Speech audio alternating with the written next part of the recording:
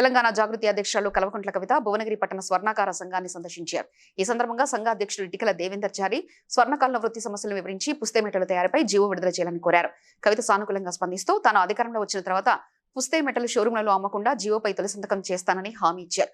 కులవృత్తి కోల్పోతున్న స్వర్ణకారులకు అండగా ఉంటానని, ఎవరు ఆత్మహత్యలకు పాల్పడొద్దని భరోసా ఇచ్చారు.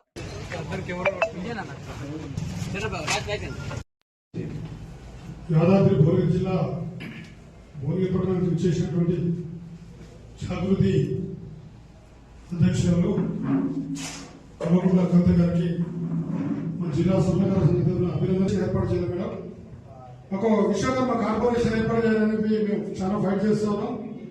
అదేవిధంగా ఆంధ్రప్రదేశ్ లో విశ్వకర్మ కార్పొరేషన్ ఏర్పడింది మేడం. విశ్వకర్మలకు సంబంధించింది కాబట్టి ఆనాడు విష్ణు ఈశ్వర బ్రహ్మ ఉన్నప్పుడు కూడా మన విశ్వకర్మ పాత్ర ఎంతో ఉంది. కాబట్టి ఈ రెడీమేడ్ షాపులలో పుస్తకం తీసుకుపోయి మాంగళ్యం తీసుకుపోయి పెళ్లి చేసుకునే బదులు